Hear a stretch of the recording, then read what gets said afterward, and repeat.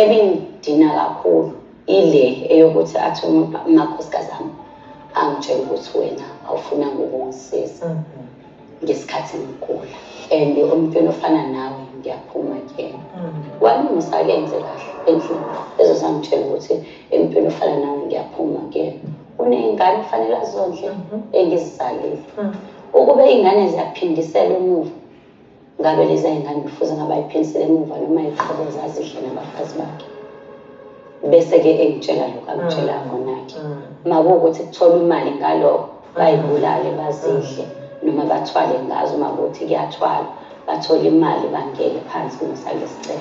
Sure. What a difficult situation. Sanibona and welcome back to another video. I'm just gonna start here, Bagiti. If uyamthanda uShibase and you don't wanna hear anything negative about uShibase, cela nje uyishiye manje ivideo because this is a rant nje just about uShibase because ngeke. Firstly, uShibase kwangamele ngempela abuyelane noMseleku. Nanokwenza abuyele ukuzoba unumber 3. That's the biggest mistake ayenza nje empilweni yakhe mina mengibuka. And futhi kuyacaca ukuthi akahlalanga phansi wayicabangisisa kahle le decision yakhe yokuthi uzokwazi nokumelana nobuzima besithembu. Bayabonakala abantu abahlaliswe phansi babuzwa ukuthi are you sure ngalento ofuna ukuyenza. uShibase nje ngiyamthanda impela as a person, don't get me wrong, however she's one person engingamzweli nje. She chose this life and as much as uMseleku ekhombisile ukuthi uyindoda enjani, iqiniso ukuthi naye akakwazi ukuzehlisa, akakwazi ukulalela indoda yakhe ukuthi ithini. In most cases akakwazi nje ukuzehlisa abe humble abe submissive to indoda yakhe ekubeni uyena mavuma ungena esithenjini. Maybe she really thought ukuthi uyena oqala athandana noMseleku mhla wangena esithenjini impatho kaMseleku izokuveza lokho ukuthi she was the first one, but unfortunately indoda nje ithanda umuntu ongawabambi amagqubu and when it comes to uShibase maningi amagqubu anawo and angiboni ukuthi uyoke nje awadlulise lawo magqubu. She has never healed and asoze futhi wahilisha uma esacabanga ukuthi yena akayidingi itherapy. And another thing ngoShibase ukuthi wenza into manje out of emotions, angacabanga ukuthi kusasa leyo nto ayenzayo or izinto ayishoyo zizom-affecta kanjani in future. uShibase naye uMakhumalo ngiyakhumbula kahle, I think it was season 8, ibone ngababona mina be-arguisha noMseleku egula. uShibase uyena owayethi uMseleku akaguli uyazenzisa. So obviously if ucabanga kanjalo ngeke umyeni wakho umthathe serious mayethi udinga usizo la kubuhlungu la, ngeke futhi uzwelane naye because you thinking ukuthi uyazenzisa. Ekubeni sonke sasibona ukuthi akekho right. Even when they were planning i-meeting uMacele uMangwabe uMakhumalo ukuthi bazomsiza kanjani masebuyele esibhedlela, uShibase was not there. Even when they were planning i-50th birthday yakhe uMseleku, uShibase was not there as well. So yena she really thought ukuthi the wives would not tell uMseleku right ukuthi how she was behaving nezinto ayenzisho ngalesa sikhathi. No, absolutely not. Like she must really take responsibility ukuthi naye she really played a part ngempela. It really seemed like she didn't care. At least that's what I saw. Angazi ukuthi behind the scenes ukuthi bekwenzakalani, but from what I saw, uShibase made it seem like she was the only one who was fighting with uMseleku around the time that he got sick. Ekubeni we saw ukuthi even uMangwabe naye she was so done ngumseleku, naye uMakhumalo was so done ngumseleku, but they rallied together ukuthi bemsize even though ngempela yabo bebephatheke kabi. Why couldn't she do the same? So she must not come here now and make it seem like uyena victim. No, she must take responsibility. Uyidlalile naye part in all of this. Both yena nomyeni wakhe must sit down and take accountability for ama parts bobo-2 abawadlalile kulo mshado wabo or toxic, balungise izinto ngoba it is clear ukuthi akekho hambayo. There is no divorce in this family, so ke we don't want to hear it. Abantu abaye kwi-therapy bakithi bese beyadlulisa konke okubazwise ubuhlungu in the past, bamkele isimo abayifake kuso and live happily ever after.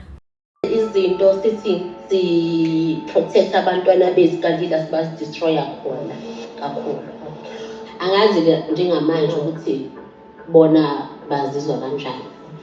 Uma ngabe ngizokwenza into nani ngiyaba involved owami njengoba emncane nje but ngiyambona owami ngicabanga ukuthi ngokubuka ishow wathi yena ubaba uma ngabe ekhuluma kuma-diaries uyashintsha ukuveza ungasiyena lo muntu lo thina sikwazi uyena bese lokho-ke bese kumphatha kabi.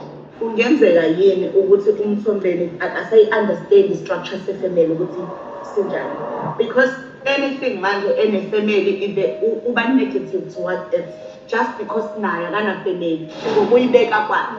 Nanokuthi akasayithembi into enefamily. Into enefamily, yes. Sebuke nathi fanele abe usolo sibe usolo sihlangane sibe yifamily sodwa kuphela. Kanti thina our families are his family. But yena ngesinye isikhathi uphusha amanye ama-families that by not treating our families the same. If yena ngase enza izinto right, angasihlukanisi.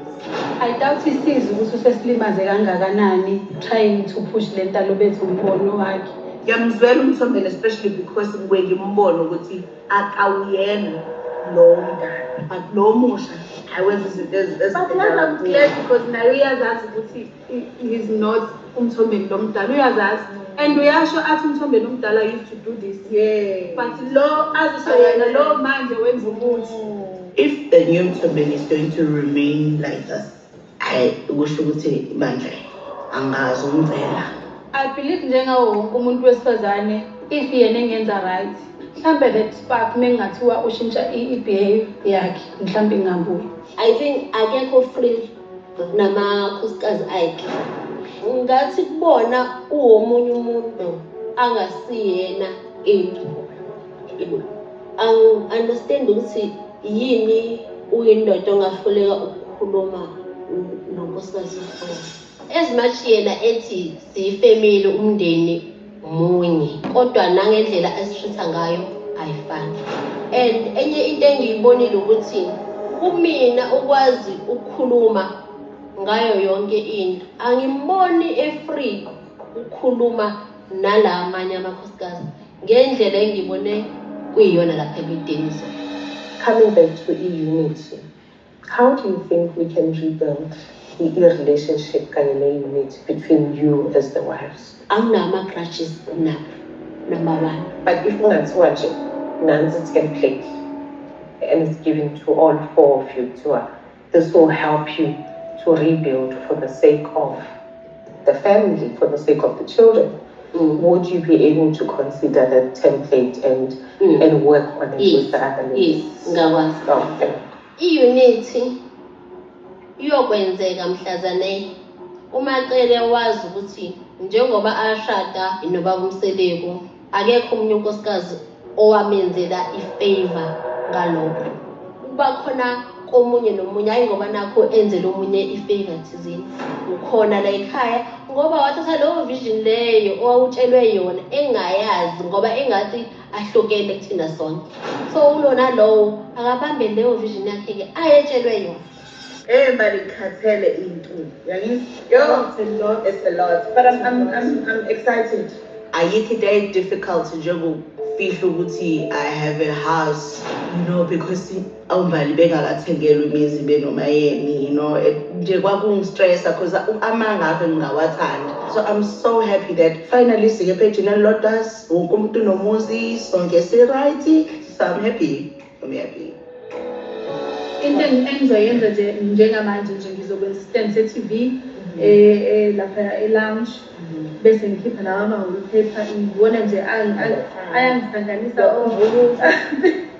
mina ngaqali because imali angikakabi nayo cause ziningi nami izinto engifuna ukuzenza. One, ngifuna ukushintsha wonke lawa ama-wallpapers safuna ngifake ne-furniture nje kwamanye amakamero. There's a lot ekudingeka ukuthi yenziwe ama-buttons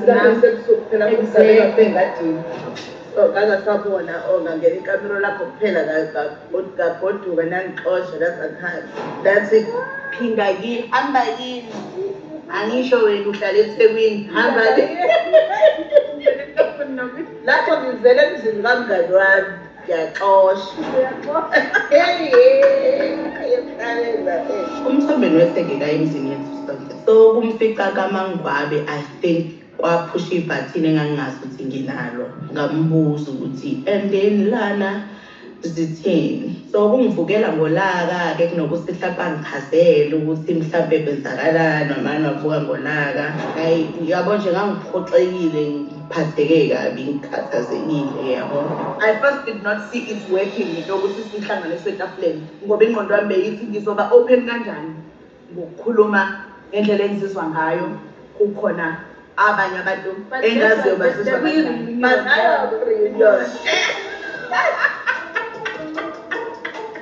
There you have it, bazalwane. Riyu kusho ukuthi echafa.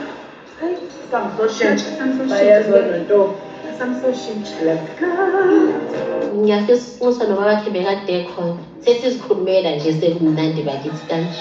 I think the part for me is almost stood out where you were saying, yeah, there were a lot of good and happy times, but they are no longer as prominent.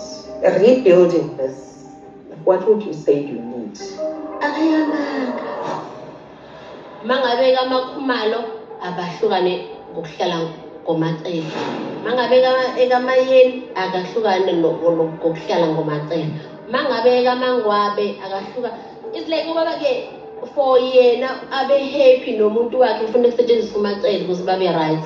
Akayeke lonto nje uzobona kuzoba right. Part of the things that came up in terms of how you cope with the challenges, you raised your spirituality or your faith. But interestingly, you also mentioned food. Oh yes. Tell me more about that. As angithanda ukukhuluma. Noma mangidinwe kakhulu engathi ngasho ushukela. Okay. Ikhekhe. Chocolates like that's like rich food. Okay. Like njengobona ngingakhali is because ayikho ipain engizwayo. But guess what? Uba bekade khona ipain ebengizwile, trust me, bengizowudla sweet. Nginawo. Izohamba nansi. Bengizowudla ke. Okay. Ayidala kwaqala. Ngibona into eyenza ukuthi kuyangisebenzela ingoba ngaze ngiyitherapy. Ngoba i-depression angiyazi, amaphilisi okulala, imjovo, nani. Angiyazi zonke lezi zinto ehlezi ngizizwa shem. Mina ngizazela lento zami nje engizaziyo bakithi. Uyalazi leli gama leli abathi comfort eating. Would you agree that you are comfort eater? Okay. Maybe you will need to take the time and actually do some work with, obviously with some support to see what is it that I still need to unpack and make sure we resolve as in problem solving, but we are resolve emotionally as in right, I reconcile with it, I reconcile with people and I accept, and then also be able now to make it in a position where you are taught better coping mechanisms. Emshadweni wami kuningi engikufundayo, kuningi futhi nengikubonayo ukuthi noma ngabe ngangithanda ngangengikwazi ukuthi ngikuvimbe. Ungasivimbi isithembu, especially isithembu kwami umshado, ngenza kahle.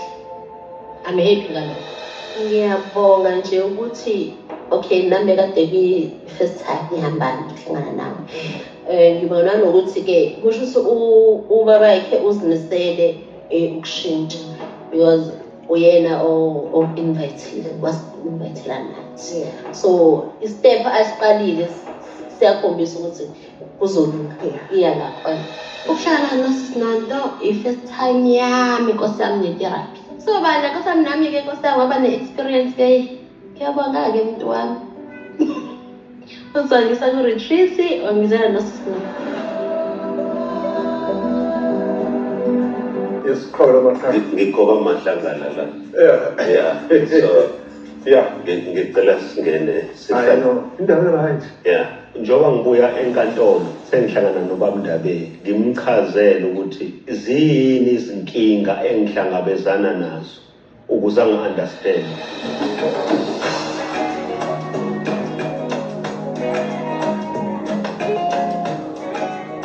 uSisinonto bandle uyangibiza njena kodwa nje nalento engibizile yona ngiyabona ukuthi kahle kahle kuze ngabe sibizwe sobabili nalo muntu ongilethi la kwi-retreat. Can I help myself? Get back. So, we had an interesting dinner last night. What was your experience of the dinner? Kuningeke shembandla mina njengoba ngithi mina ngiyeqini and into ebuhlungu uma ngabe sengisetafuleni ngu-4 kanje knowing him akayena lo muntu ofuna ukhona ama-mistakes akhe umuntu onjalo angimazi ukuthi ungamlungisa kanjani but still angeke azashintsha so mina besingekho isidingo that is why kade ungicika kahle kahle yangidila ayibonga lungisa into ezophinda umuntu aphinda sasome ivuka nomoya ngizophinda ngithini akenza kwenza akiyewe kanje yolunga ngendlela okulungayo okungalungi siya kanjalo mina nginenkinga yefamily kahle kahle sengididekile yazi inkosi kaMandala ke yasho yathi si-too democratic indlela engilida ngayo yini efanele ngiyenze fanele ngibabamba abantu noma ngibadedele yabona ziningi izinto now yonke leyo nto creates a lot of confusion yokuthi anginayo isho manje ukuthi what should I do. Umndeni wakho wonke usebenza. Yeah. Lapho kwamthombeni ukukhumbula kahle bekuphilwa ngespeed. Besingekho isikhathi sokuhlala phansi niprocess ifamily. Ukuthi iyaphi le family noma ama-vision bewajikjela ukukhuluma nalo ukhuluma nalo bese kuba ne-disconnect. Yeah. So wagcina ungamtholanga ithuba lokufunda i-personality kankosikazi nonkosikazi ukuze ubudlelwane benu bu-informe i-personality kankosikazi wakho. Okay. So ulahlekelwe ithemba ukuthi there'll ever be any change. Yes, mina sisinanto mina sike sakhuluma kakhulu naye lokho akade kwenza yini uzocabanga ukuthi bekwenzela thina itherapy ayidingwa yimina idinga uyena kahle kahle beyena ufanele azilungise ngoba asikwazi nasebangaka ukuthi angathi thina semhlukumezile ekhula ngike ngambuza ukuthi yini engakuhlumeza ngayo uma ngabe ukhula thini ngoba nako leya episode zasixabana ngathi musongengeza into eqondile namanje ngisasho usele kakhulu usekakhulu noma ngabe egula kodwa ingqondo yakhe ibiphila kodwa uyazi ukuthi sasibangani njengoba ngisho njalo awukwazi phela ukungingiza uma ukhuluma nami kodwa uthi mawusuhleli laphayana nifunzani i-strawberry usuthi hawu ngenza ngibe young awusangingizi lapho ubona nje kuwukuthi nokuthi ngeke usho ukuthi na 50 years ngathi ngimncane masukumina ufana ungingiza hayi ngokwafanele ngisho njalo UMacele is powerful, yeah, truthful, honest and loving.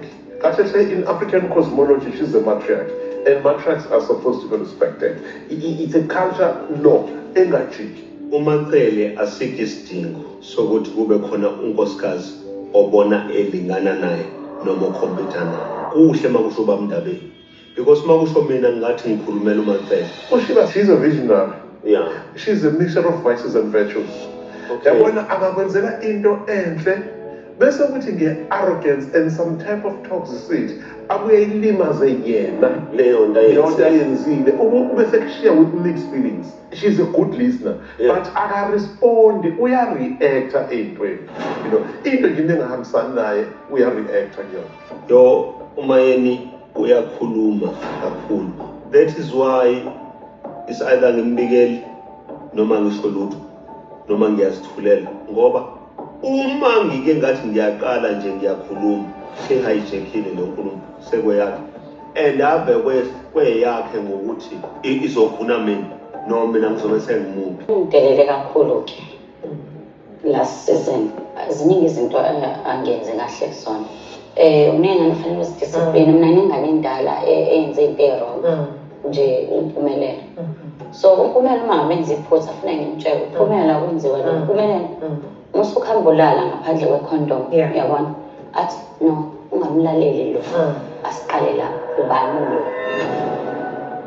Uyazi Mozele ingane wayikhulisa uyambekela masumoni sekhulile ngokwenele ukuthi u1 no2 no3 ngoba somdala awukho right.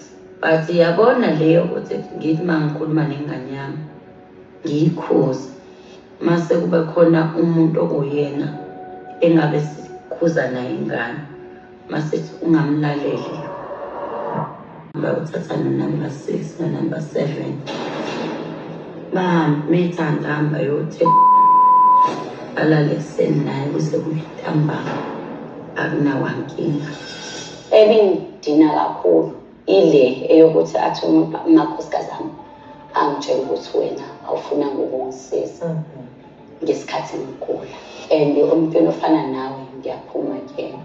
Wami ngisakenze kahle endlini ezosangitshela ukuthi empilo ofana nawe ngiyaphuma kuyena. Uneyingane kufanele azondle engizizalile. Ukube ingane ziyaphindisela emuva ngabe lezi ingane kufuze ngabayiphindisela emuva noma iqhubeke zazihle nabafazi bakhe. Bese ke engitshela lokho angitshela khona-ke makuwukuthi kuthola imali ngalokho bayibulale bazidle noma bathwale ngazo uma kuthi kuyathwala bathole imali bangeke phansi kunosalesicelo.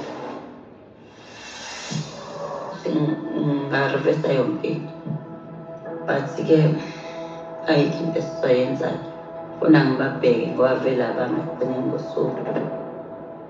Sidlule siyekumangwane. Uma ngabe noma phuma. Ake ngizokugcina naye. Uma ngabe is a child to me. She bears this innocent, that naughty face, smiler. She's still a child that needs a lot of guidance, but she's growing into herself into a very powerful woman. Okay, but enye into ongayibonanga ngayo ukuthi she's too strong. Very too strong. Yeah. Njengamanje wenza into enhle angithi bethe uzomshiya akahambi lo. No, there's actually no there's actually uyathanda. She's got a vision of the type of love that she wants from you. And ufuna wena uthi come in between the strings of the love that she understands to be loving ngendlela yakhe. And by the way, that could create a very deep connection between the two of you. So by the time that you take the inner circle of spirituality, yona nto ezobonda together. Uma ngabe ngithi uma ngabe is too strong, leyo nto uyisebenzisa kabi ngokuthi uyabona nje methi no, you will never change her to say yes. In fact ukwancane uma ngwabe la mina ngicabanga ukuthi uyaboniseka khona into right kuyenza ngoba yena ekholelwa ekutheni fanele izinto right bese siyakumakhumala. Okay, makhumala umzila wegazi labashobana. Uyabona, she's smart, hard working. I've seen a lot of instances in Tombe where she had to pull you in to protect you ngoba ebona ukuthi focus in other areas of your development. You would listen to her, you would sit her down, and between the two of you, great things happened. Kungiphatha kabuhlungu ukuthi mina noMakhumalo sinongaboni ngasolinye okwenza ngingakwazi ukufika kwakhe. Noma singangavumelani ngokuthi kufanele kwenzekeni phakathi komuzi, but fanele sivumelane ngokuthi mina ngiyindoda yena unkosikazi.